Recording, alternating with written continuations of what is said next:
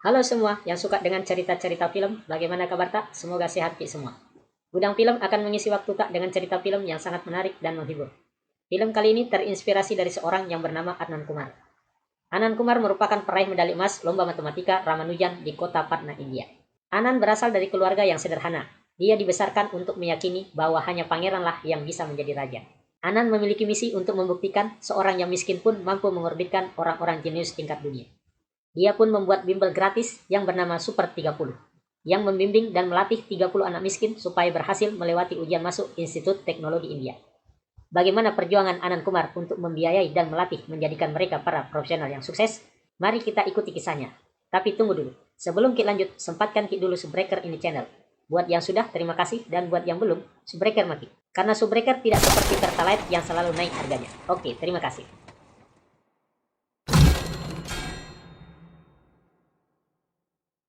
Kisah diawali dari kota Patna yang terletak di sebelah utara India.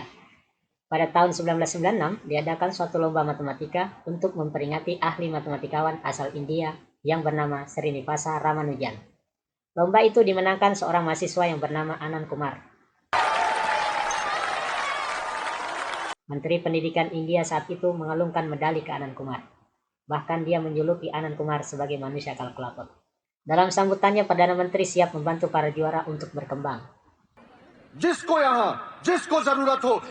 Setiap minggu, Anand Kumar ke perpustakaan besar di kota lain. Anand sangat suka dengan buku jurnal-jurnal ilmiah matematika. Tapi kepala perpustakaan di situ tidak menyukai Anand. Apalagi Anand bukan mahasiswa di situ. Anand meminta untuk diizinkan bisa membaca jurnal itu. Tapi kepala perpustakaan itu tetap mengusirnya. Salah seorang pegawai perpustakaan bersimpati ke Anand. Dia memberi saran ke Anand kalau mau langganan gratis jurnal itu, buat di artikel dan kirim ke penerbitnya. Kalau Anda terima artikelmu dan mereka menerbitkannya, maka kamu akan mendapat langganan gratis dari penerbitnya. Atas saran itu, Anand pun berusaha untuk memecahkan suatu persamaan matematika yang belum pernah dipecahkan oleh siapapun. Hanya berbekal papan tulis dan kapur, Anand berusaha menyelesaikan masalah persamaan matematika dan menuliskannya untuk jurnal matematika terbitan Inggris.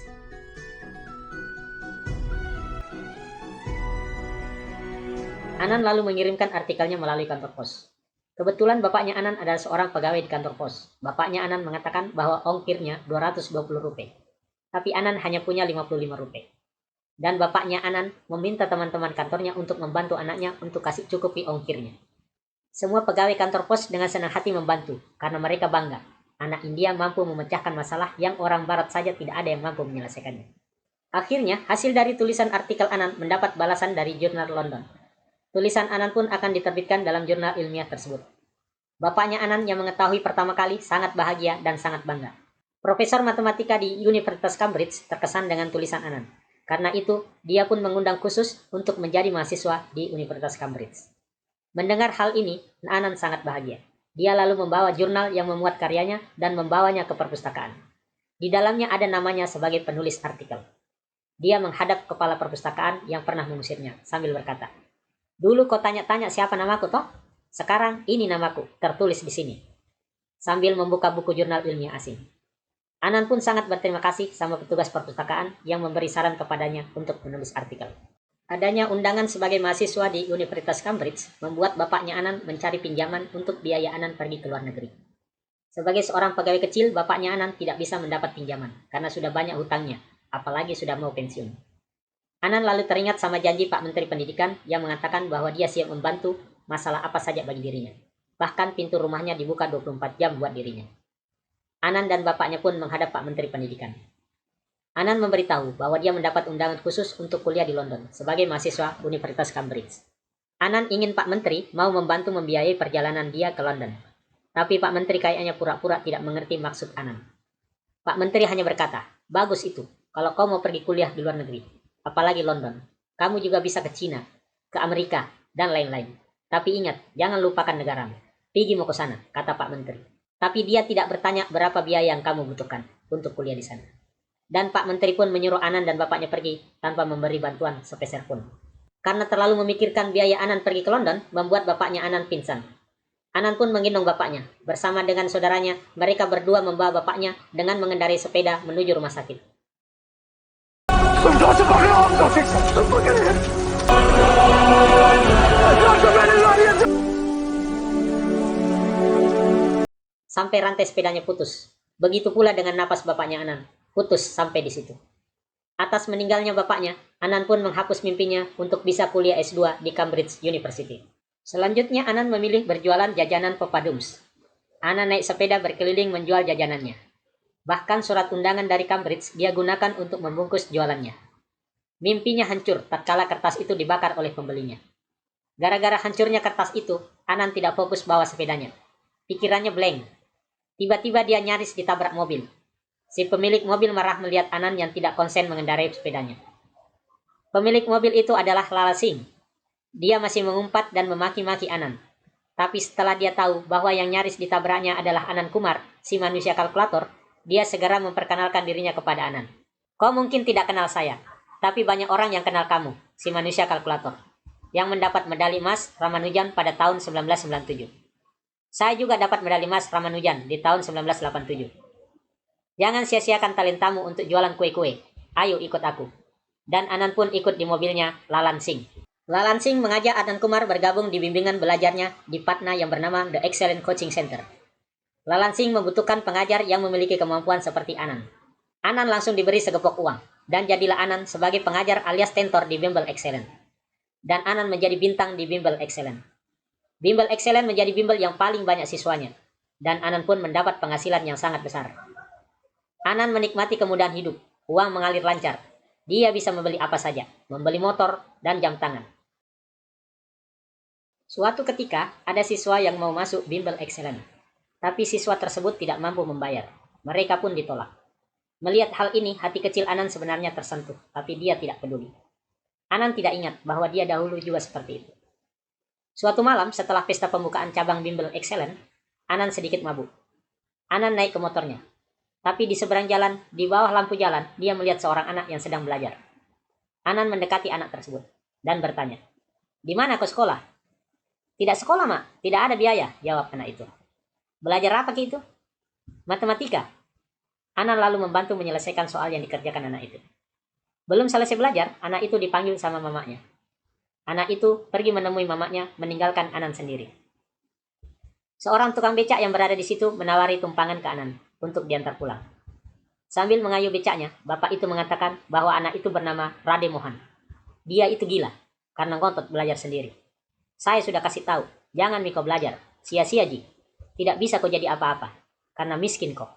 Anand yang mendengar itu bertanya, "Kenapa kau bilang begitu?" Tukang becak itu pun menjelaskan, "Apakah kau tahu bocah Ekalaya di Mahabharata? Dia memiliki kemampuan memanah yang setara dengan Arjuna. Tapi dia ditolak menjadi murid dari Brahmana Dorna. Brahmana Dorna hanya mau menjadi guru dari anak-anak raja, seperti Arjuna. Bahkan dia menyuruh Ekalaya untuk memotong jempolnya sebagai syarat menjadi muridnya. Padahal tujuan sebenarnya supaya Pangeran Arjuna tidak ada yang menandingi dalam hal memanah. Jadi sia-sia Ekalaya rajin berlatih memanah, karena anak-anak raja lah yang selalu dapat privilege." Mendengar penjelasan itu, Anand terdiam dan termenung. Dia teringat bapaknya yang mengatakan sistem feodal adalah omong kosong. Tidak ada anak raja. Siapa yang mampu, dia yang akan berjaya. Putra raja tidak akan mewarisinya kalau tidak mampu. Dia tahu bahwa siswa-siswa bimbel adalah anak-anak orang kaya. Orang miskin tidak bisa ikut bimbel di situ. Dan inilah yang terjadi. Anak miskin tidak akan mungkin bisa lulus di Institut Teknologi India. Dan anak orang kaya akan tetap dianggap yang paling cerdas. Percakapan dengan tukang becak itu membuat Anand sadar dengan keyakinan bapaknya, bahwa pendidikan adalah hak semua orang. Anand ingin menjadi guru bagi anak-anak miskin yang tidak mampu bayar uang bimbel. Dia ingin ada anak miskin yang bisa lulus tes Institut Teknologi India. Anand pun membuat brosur bimbelnya. Dia akan mengadakan bimbel dengan gratis. Awalnya rencana ini ditolak oleh kakaknya dan juga pacarnya. Tapi Anand berkeras, dan mulailah Anand melakukan promosi bimbel gratis. Meskipun promosinya hanya dengan selebaran, tapi mampu menjangkau sampai di luar daerah Patna. Ada anak bernama Suresh yang bekerja sebagai buruh pabrik semen. Ada anak yang kerja di pasar malam. Ada anak yang kerja di tambang. Mereka semua mendapat selebaran tentang bimbel gratis dari Anand Kumar. Dan semua bertekad dengan cara apapun untuk mendatangi tempat bimbel Anand. Anand pun melakukan seleksi untuk anak yang ingin masuk di bimbelnya. Dan Anand hanya menerima 30 orang yang akan dia bimbing langsung. Di lain pihak, bimbel Excellent mulai goyah karena keluarnya Anand. Banyak siswa yang protes ke pihak manajemen karena mereka masuk bimbel Excellent karena Anand yang akan mengajar mereka. Kenyataannya, mereka tidak diajar sama Anan, sehingga mereka menuntut uang mereka dikembalikan. Lalan Sing pun mendatangi tempat bimbel Anan. Dia membawa bingkisan untuk semua anak-anak bimbel Anan. Lalan Sing membujuk Anan untuk kembali. Nanti kelasnya biar dijadikan proyek sosial dari bimbel Excellent. Excellent akan melanjutkan program bimbelnya Anan. Lalan mengatakan bahwa program ini pasti gagal. Habis nanti uangmu. Dan kau akan membawa anak-anak ini ke dalam jurang kegagalan. Kalau kau kembali ke Excellent, aku akan melipat gandakan gajimu. Seorang guru premium tidak boleh membuang waktu di tempat seperti ini. Guru premium harus mengajar anak-anak premium. Nanti kami carikan guru pengganti di sini, kata Lalan Sing.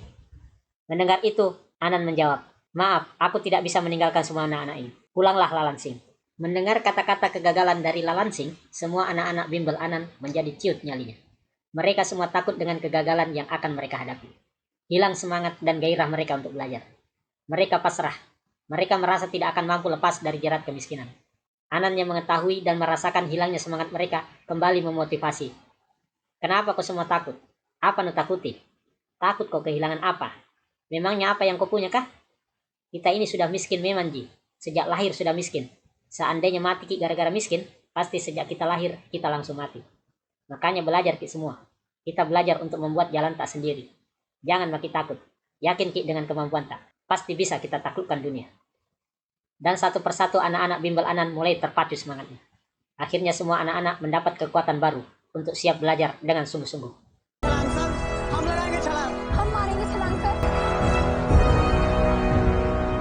Sementara itu, para orang tua yang anaknya bimbel di Excellent mulai protes ke Lalan Sing. Mereka menanyakan kapan Anan kembali mengajar di kelas anak-anak mereka. Lalan Sing menghadapi para orang tua itu dan mengatakan, di sini banyak guru-guru bagus, jangan khawatir. Tapi para orang tua tersebut merasa dirugikan, karena mereka masuk di bimbel gara-gara ada Anan yang mau mengajar, bukan yang lain. Lalan Sing marah sama Anan. Dia merasa Anan tidak tahu membalas budi. Dialah yang mengangkat Anan dari jalanan. Sekarang dia mau menghancurkan bisnisku. Lalan Sing menelpon seorang preman untuk mengancam Anan. Melalui telepon, orang itu meminta setoran ke Anan sebesar 20 lakhs. Tapi Anan mengatakan bahwa bimbelnya ini tidak mencari untung, alias gratis. Kalau tidak untung, tutup saja bimbelmu itu, kata preman itu. Bimbelmu itu merusak pasar bimbel yang lain. Tapi Anan tidak peduli dengan ancaman itu. Selanjutnya Lalan Sing juga meneror tempat bimbelnya Anan. Sabotase dilakukan. Aliran listrik ke tempat bimbel Anan dipotong, sehingga membuat gedung bimbel gelap gulita. Tapi siswa-siswa Anan justru tertantang dengan kendala itu. Mereka justru bisa menemukan energi pengganti listrik, sehingga gedung mereka tidak tergantung PLN. Gagal dengan sabotase listrik, Lalan Sing kembali melancarkan aksi selanjutnya. Kali ini dia menyewa seorang perempuan untuk memfitnah Anan. Perempuan ini mengaku ditipu sama Anan. Katanya Anan menjanjikan dia bisa lulus di Institut Teknologi India, tapi ternyata bohong. Perempuan itu berteriak-teriak menyuruh Anan keluar, sambil berbicara kepada semua orang, bahwa Anan telah menghancurkan hidupnya. Anan yang baru saja datang langsung bertanya kepada gadis itu, apakah kamu tahu mukanya Anan? Ternyata perempuan itu tidak tahu mukanya Anan, sehingga terbongkarlah kedok perempuan itu, bahwa dia hanya fitnah saja kepada Anan. Semakin hari kreativitas siswa Anan semakin tinggi. Mereka mampu menerapkan ilmu fisika, kimia, dan matematika dalam kehidupan. Supaya tidak berebut buku, mereka menciptakan proyektor yang bisa dilihat langsung oleh 30 orang, sehingga mereka tidak membutuhkan banyak buku. Meskipun begitu, keadaan keuangan Anan mulai menipis, karena dia menanggung makan dan minum dari 30 siswanya. Padahal setiap siswa sudah saling berbagi makanan dan sangat menghemat makanan yang mereka konsumsi. Anan pun berusaha mencari pinjaman dari bank, tapi bank tidak dapat memberi pinjaman untuk kegiatan bimbel gratis. Apalagi Anan tidak memiliki jaminan untuk pinjamannya. Akhirnya dengan berat hati dan menahan rasa malu, Anan pun mendatangi Lalan Sing untuk meminta bantuannya. Lalan Sing tahu bahwa Anan sebenarnya malu, maka untuk tidak merusak harga diri Anan, Lalan Sing mengusulkan suatu lomba antara anak bimbel Excellent dengan anak bimbelnya Anan. Jika Excellent kalah, maka Lalan Sing siap memberi makan semua anak-anak Anan selama 3 bulan. Tapi jika Excellent menang, maka Anan harus menutup bimbelnya dan kembali mengajar di Excellent. Mereka berdua pun menyepakati perjanjian lomba itu di hadapan notaris. Sang notaris menanyakan kesungguhan Anan. Apakah betul kamu mau menutup bimbelmu jika kamu kalah nanti? Anan mengatakan mau tidak mau pasti akan tertutup juga, karena dia sudah tidak memiliki uang. Dan lomba antar siswa bimbel excellent dengan siswa Anan pun dimulai. Tes diberikan di suatu kelas. Sementara itu, di sini yang lain, seseorang menelpon wartawan senior bernama Ragunat Barat yang sedang berada di kantornya. Si penelpon mempunyai beberapa informasi yang penting tentang bimbel excellent, bahwa Lalansin memiliki segalanya. Lomba ini adalah kesempatan terakhirnya untuk menghancurkan kelas bimbelnya Anan. Jika bimbel excellent menang, dia ingin Anan kembali mengajar di excellent dan menutup bimbelnya. Si penelpon ingin Ragunat membantu Anan agar bimbelnya tidak ditutup, meskipun mereka kalah. Si penelpon ingin momen ini menjadi harapan baru untuk rakyat yang kurang mampu menjangkau biaya pendidikan. Ragunat pun berjanji akan berada di lokasi pada saat pengumuman hasil lomba. Pengumuman hasil lomba pun dibacakan, dan lomba dimenangkan oleh bimbel excellent. Anand जी के बच्चों का average score है एक्सेलेंस के बच्चे हुए हैं। Dengan hasil ini, Lalansin mengundang Anan untuk ke depan menyampaikan perjanjian mereka, bahwa Anan akan kembali mengajar ke excellent dan menutup bimbelnya. Tapi sebelum Anan bicara, Ragunat bicara dengan lantang ke Lalansin. Agreement kan kian, no? Jika ada perjanjian seperti itu, saya sebagai pers ingin melihat buktinya. Jangan sampai Anan bicara di bawah tekanan. Lalansin pun meminta ke notaris untuk mengambil surat perjanjian yang telah mereka tanda tangani. Pengacara itu pun mencari surat tersebut di dalam tasnya. Setelah membolak-balik isi tasnya, ternyata surat tersebut tidak ada. Mana Mi? Wartawan Bugarat pun berteriak lagi. Karena Lalansin tidak bisa menunjukkan surat perjanjian, maka Anan pun mengatakan bahwa dia tidak menandatangani surat perjanjian apapun. Dia tidak ingin kembali mengajar ke excellent, dan dia tidak mau menutup bimbelnya. Lalansin pun marah, dia berteriak curang sama Anan. Tapi Anan berkata, takdirlah yang curang, karena anak miskin tidak punya kesempatan seperti anak-anak kaya.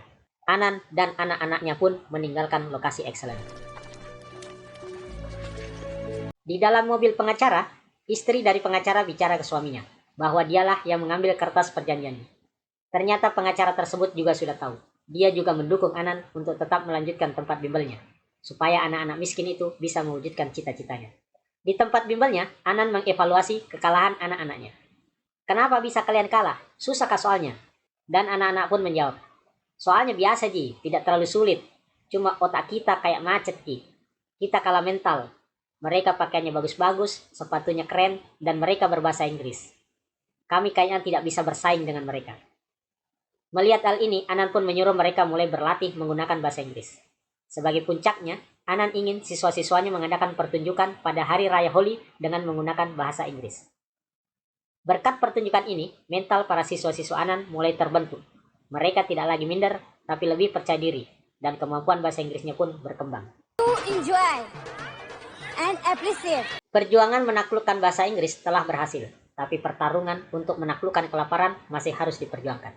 Untuk mengatasi kebutuhan makanan anak-anak bimbelnya, Anan mendatangi sebuah rumah makan, yang menurut analisa perhitungannya, rumah makan itu bisa bangkrut. Karena analisan yang tepat dan masuk akal, maka sebagai gantinya, Anan meminta supaya rumah makan itu memberi makan ke anak-anaknya selama 3 bulan. Pada scene yang lain, Lalansin mendatangi Menteri Pendidikan yang mengadakan pesta ulang tahunnya. Ternyata, Menteri Pendidikan sangat marah ke Lalansin. Dia sudah banyak menanam uang di bimbel excellent, dan ternyata banyak kelas bimbel excellent kosong. Ini semua karena Anan yang keluar dari bimbel excellent. Lebih parahnya lagi, Anan mampu membuat bimbel gratis, sehingga orang-orang mengira kita memeras rakyat untuk ikut bimbel di excellent. Bahkan lebih sadis, rakyat menganggap kita sebagai perampok di bidang pendidikan. Menteri Pendidikan menyuruh Lalansin untuk segera membereskan masalah ini. Ragunat membonceng seorang preman. Mereka menemui Anan di depan rumahnya. Ragunat menyampaikan bahwa kepala Anan sudah memiliki nilai. Para pembunuh bayaran mungkin akan membunuhnya demi mendapat uang yang banyak. Mendengar ancaman itu, Anan berkata kepada wartawan, kalau saya mati, jangan kau tulis saya dibunuh gara-gara ingin ada perubahan dalam pendidikan. Karena saya tidak ingin orang hilang keberaniannya karena melanjutkan apa yang saya cita-citakan. Suatu malam, Anan naik sepeda membawa makanan untuk anak bimbelnya. Di dekat rel kereta api, rantai sepedanya lepas. Anan pun mendorong sepedanya. Muncul 2 orang yang mengambilkan handuk Anan yang lepas. Tapi ternyata mereka berdua mengeluarkan pistol dan menembak Anan. Kemudian tubuh Anan diseret dan diletakkan di samping rel. Anan sudah nyaris mati dilindas kereta api. Untunglah datang saudaranya Anan dan kedua orang itu pun kabur. dan Anan pun segera dibawa ke rumah sakit. Ternyata kedua pelaku adalah kaki tangan dari Lalan Singh. Mereka melapor bahwa mereka sudah menembak perut Anan, dan Anan sudah dibawa ke rumah sakit. Tapi Anan masih hidup. Lalan yang mendengar ini marah. Kalau begitu, kita bunuh dia di rumah sakit, termasuk siswa-siswanya juga. Jadikan seperti pertarungan antar geng. Saya tidak mau nanti ada siswanya yang selamat dan berhasil lulus di Institut Teknologi India. Kalau ada siswa yang lulus, maka Anan akan menjadi seorang pahlawan. Lalan Singh pun mengatur rencana jahatnya, dan rencana jahat itu didengar oleh Puga, seorang siswa Anan yang lari dari bimbel karena merasa tidak bisa bersaing dengan siswa bimbel excellent. Puga berlari menuju rumah sakit. Dia menangis di hadapan Anan dan memberitahu kepada Anan bahwa mereka akan datang dalam jumlah yang besar dengan membawa senjata, dan mereka akan membunuh Anan dan semua siswa. Mendengar ini, Anan berpesan supaya saatnya mereka melakukan lompatan besar. Apa yang kalian sudah pelajari, saatnya sekarang mempraktekannya. Kita harus melawan mereka. Dan Anan pun dibawa masuk ke ruang operasi. Sementara Anan berjuang di ruang operasi, para siswa menyiapkan diri untuk menyambut kedatangan para preman yang ingin membunuh guru mereka. Mereka berbuat seperti MacGyver, yang membuat segala senjata dengan barang-barang yang ada. 3 mobil preman datang. Mereka terkejut dengan keadaan rumah sakit yang sepi dan gelap. Tiba-tiba sebuah ban yang terbakar menggelinding ke arah mereka. Para preman itu pun menembaki ban tersebut. Mereka tidak sadar bahwa itu hanya tipuan, agar mereka menghambur-hamburkan peluru pistol mereka. Selanjutnya mereka masuk di ruangan dan mencari di setiap ruangan yang ada. Tapi mereka tak menemukan seorang siswa pun. Dan ternyata mereka dijebak di suatu ruangan dan diberi gas yang membuat mereka pingsan. Para siswa Anan pun berhasil meringkus semua preman tanpa membunuh seorang pun. Setelah semua peristiwa itu, para siswa semakin giat belajar untuk mengikuti ujian masuk Institut Teknologi. Semua siswa pun akhirnya mengikuti ujian masuk Institut Teknologi India. Mereka bertekad untuk merubah tradisi lama, bahwa yang bisa lulus hanya siswaan orang kaya. Hanya pangeran yang bisa naik tahta.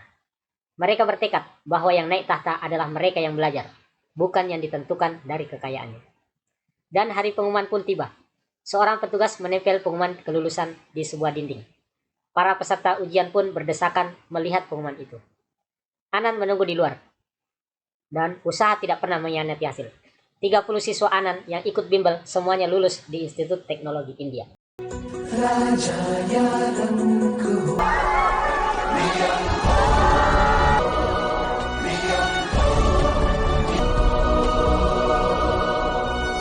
Begitu nih ceritanya film yang berjudul Super 30 yang dibuat tahun 2019. Semoga bisa menginspirasi dan menghibur. Terima kasih dan salam Gupin.